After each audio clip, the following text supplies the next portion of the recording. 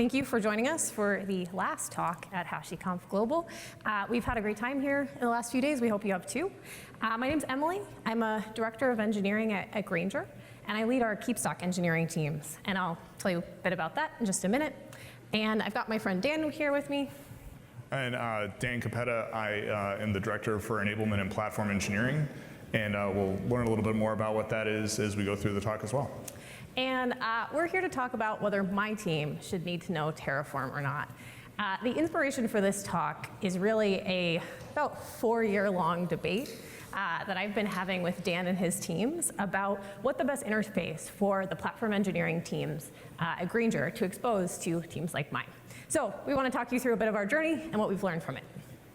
But first, we want to explain a little bit about Grainger and what we do. So Grainger is the industry leader in maintenance, repair, and operation. We're a $13 billion company that stocks over 30 million product SKUs.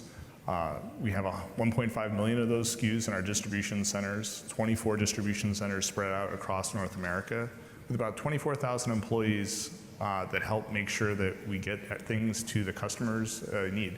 If you look around a room like this, you'll see a lot of things that a conference center needs that Grainger can provide to keep their operations running smoothly, whether it's replacing an exit sign that might have gotten damaged or any of the other kind of consumable things you would need to run this kind of operation. And I mentioned my team support KeepStock. KeepStock is a part of Grainger's business that helps customers manage their inventory. So we help customers have the right product in the right place at the right time.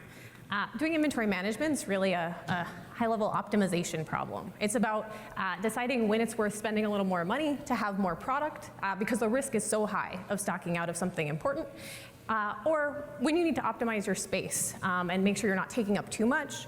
And it's all about helping our customers keep their operations running. We use a variety of different technology solutions to help our customers do that, and that's the software that my teams write. So we have a mobile app, we have an inventory management platform, a website, and we have a variety of different types of vending machines that we use to help our customers manage their inventory. And as I mentioned, one of the things my team does is build the delivery platform to help teams like Emily's deliver that software to our customers. We really have 5 major components of our delivery platform. The first is the tools that we build to support teams. We want to make sure that we're using reusable code, reusable libraries that really accelerate and simplify the development process. We build infrastructure automation, leveraging Terraform, to ensure that we're building servers quickly, that they are able to scale, and we are able to really meet the needs of the applications as they grow. We have a variety of capabilities around driving quality into our software engineering process. We want to make sure that we're giving fast feedback to the engineers developing their software, and we're really focused on reducing the amount of manual testing that we're doing. We want to do all of this in a secure and compliant way, embedding audit checks into the process so we have traceability about the changes we're making into production. And all of these things are really focused on driving a good operational experience. We want to make sure that we've integrated monitoring, alerting, and logging into the applications that we're building so that we're able to detect issues before they become problems and really able to keep that good customer experience on the software that we're building. Cool. So now that you know a bit about Grainger and what we do, let's get in our TARDIS and go back in time to about 4 years ago. This will take us to when my teams first started building cloud-native applications, and to when Dan's team was first starting to build out our delivery platform to help teams like mine do that. And things started a little bit like this. Hey Dan, I'm building an inventory system to show my customers how much inventory they have. To do this, I need a database. Nothing fancy, but can you help me with that? Absolutely, Emily. We're here to build these kind of database solutions for you and for other teams at Grainger. Here's your ticket, and we'll absolutely get to that as we work through our ticket queue. So that sounded okay at first. Dan's going to build my database for me. That means I get to focus on my inventory management system. I'm going to go work on that. It's going to be great. And then some time went by, and I realized that I had written a lot of code and still hadn't really shipped anything of value to my customers because I still didn't have a database. And I hadn't heard from Dan in a while. So I thought it was time to follow up. Dan, how's it going with my ticket? Can I have my database yet? Like, I really want to ship this software for my customers. Can you help me out? I mean, Emily, we've absolutely been working on it. We're not ready to build that database for you yet. We've been talking to the various stakeholders across the organization. We make sure we're talking to security, we're talking to the ops teams to make sure that the automation we're building to get you that database meets all the requirements of the different stakeholders across the organization. Okay, that sounds good, but you're really blocking me from delivering value. Like, isn't there anything you can do, Dan, to help me out? I mean, we have been iteratively developing the Terraform around building the RDS instance for you. We've been incorporating the learning that we have gotten from these different stakeholders. I mean, there's no reason we can't share the code that we've created so far so that you have something to start from. We're just not ready to build that database for you yet, but there's no reason you can't use what we've already started building. Okay, well, that sounds better. What would that look like? So we've started really creating this idea of accelerators. These accelerators are code repositories that have all of the Terraform that we've written with all the information we've collected from those various stakeholders. We've built out documentation that's part of the repository. So it's really this kind of one-stop shop that defines what we think a database should look like. Okay, cool. I'll try that out. So again, went back to my team. I've got this Terraform accelerator, so I think I'm ready to ship my inventory management system. But again, a fair amount of time went by, and I realized I still hadn't delivered anything really of value to my customers. So my team and I, we looked at each other, and we said, what have we been doing? Dan's not blocking us anymore, but we still haven't delivered anything. What is going on? What have we been doing? And here's what we realized. First, Terraform was a new tool for us, so we want to make sure that we understand the tools that we're using. So we were, done some research on what Terraform was, and we don't just want to use the tools that we're using. We want to use them in the best way. So we, done some research on that. And then, in the course of our research, we discovered that, there's this kind of cool, example of the kind of database that we want to create available on the Terraform registry, and maybe we should use that. But then that led us to looking at, do we really understand the kind of database we want? Are we doing this in the right way? And we were looking at that as well. And then yesterday afternoon, Jason, the engineer on our team who was most comfortable with Terraform, was out sick, so we just all went for coffee instead. And at the end of the day, we've learned a lot. Dan is not in our way, but we still really haven't delivered a lot of value. So something still seems a little bit off. So hold up, Dan. Wait a second. When your team first started, this is what I was promised.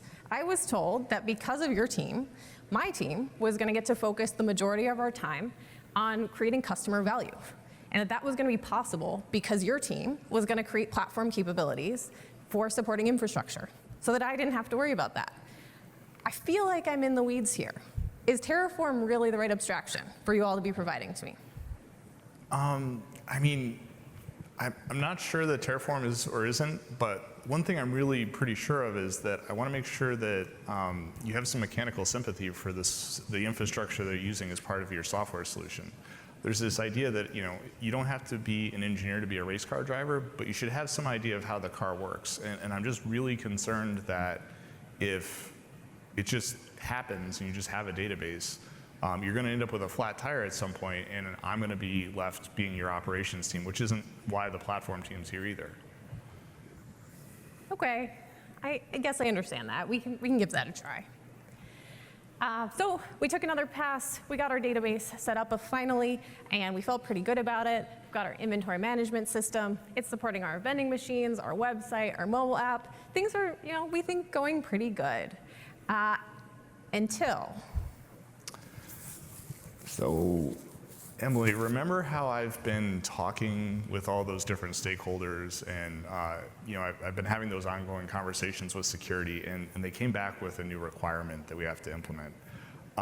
We have to encrypt all of the data at rest when we put it into a public cloud. So, my team absolutely owns that accelerator. We're going to go make that change to that repository. The problem is the way we forked it. I need you and everybody else that use that accelerator to go back and make the same change and reapply your Terraform to the database so that we get that encryption at rest. Okay, I mean, we'll do it, Dan. Security is important, but it seems pretty inefficient, doesn't it? Because every team like mine has to go make the same change. It does. It does. We have to figure out a better way. So this gets us almost up to date. Next, we'll talk about what we've done differently since that last example and kind of what we've learned overall. So one of the first things that we really focused on is making it easier for teams to adopt these accelerators or these starter kits. We created an engineering portal that helps curate and manage both the documentation and the starter kits so that teams like Emily's can find the starter kits and really have a better understanding of how to use them. There's also a lot better automation around initiating or kicking off getting one of these starter kits put into a repository. So instead of it being a manual process, it's something that happens through automation in minutes. This solution really gets customer teams a much more self-service solution, and it still gives teams that have a more complex use case the ability to start with the starter kit and learn the tools and make the changes they need to do their jobs. One of the other things that we really focused on was it can't just be around the technology and the processes that we put in place, but it also has to be about the people, about the engineers that are using the solutions or the capabilities. So one of the things that we've done at Grainger is build out an engineering effectiveness capability, and one of the things that offers is our dojos. Our dojos are really set up to help change the culture, practices, and drive experimentation with the teams that come through.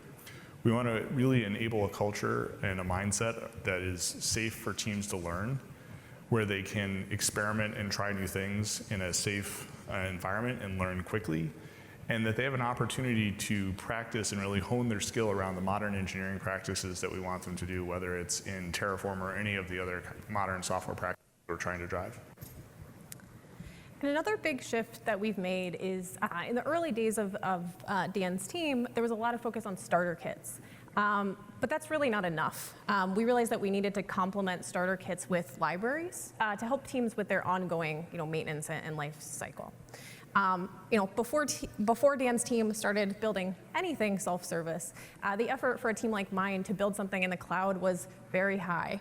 It might take us weeks or even months to get a basic environment set up.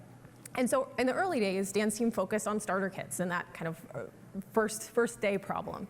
And it made a huge impact. My team could then build a new system that was all the way in production in a day or even a few hours. And it was much better. But what we found is that the ongoing maintenance effort was still fairly high for teams like mine. And so over time, Dan's team has pivoted to focus not just on the starter kit side of things, but also libraries.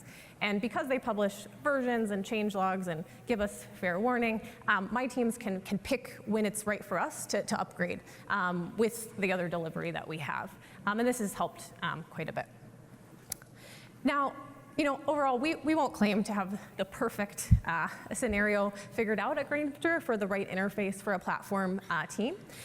In fact, I really don't think that exists. There's a lot of trade-offs, you have a lot of options, and there's no one solution that's gonna work right everywhere. But we've tried a number of different things, and we've come to some pretty strong convictions about some platform principles that are helping to drive the way that we make decisions now about the right interface. One of those first principles that we really talk about is understanding the kind of solution you're trying to build at any given time.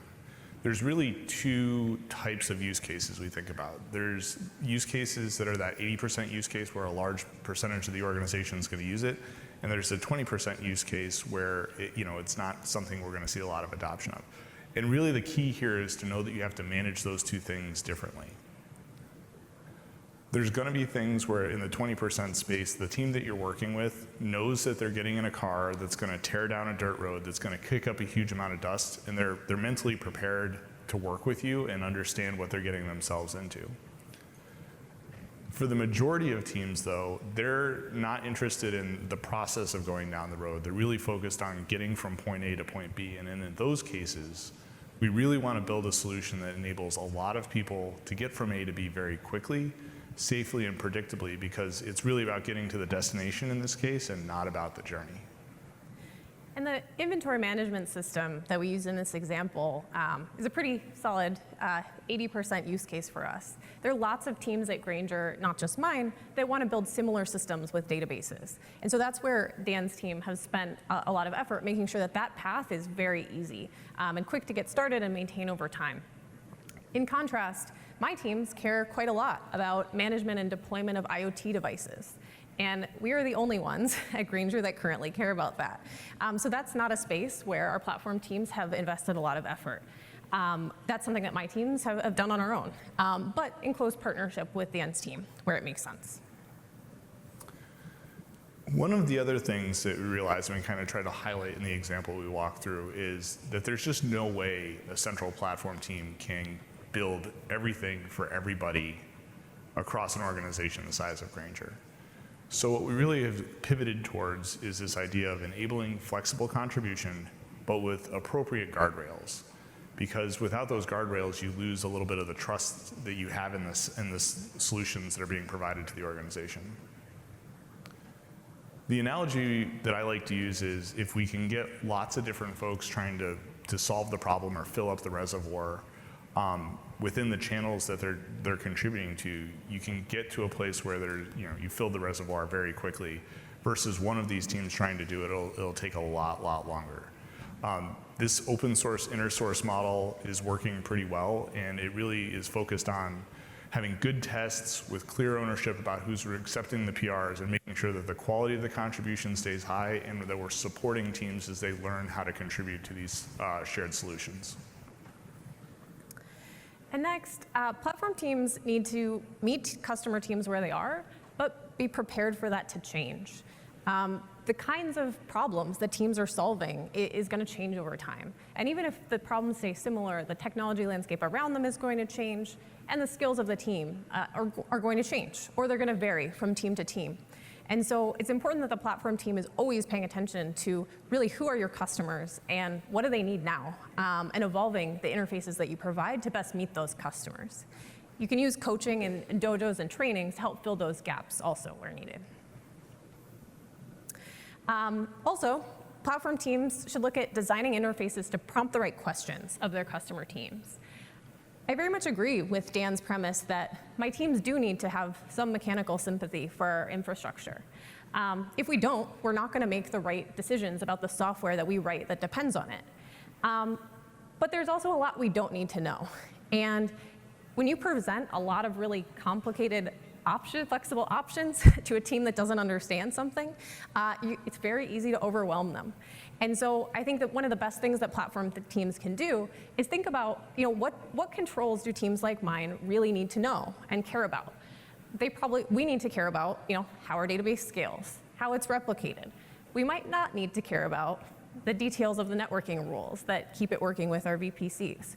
And so making sure that when you design your interfaces, you can help my teams focus on what we really need to care about will make a huge difference. And last, always try to encapsulate the non-negotiable requirements. If there's something that our security team says that I'm not allowed to do and no one else at Grainger is, don't let me do it. One thing that's tricky with this one is sometimes your non-negotiable requirements are going to change. And so thinking about where you may be able to provide slightly higher levels of abstraction to protect your customer teams from that will help. This is one of my kind of favorite examples of a non-negotiable requirement. So I came to LA from Connecticut, and Connecticut has a lot of these very scenic highways that generally run parallel to major interstates. So this is a road that runs parallel to Interstate 95 in Connecticut.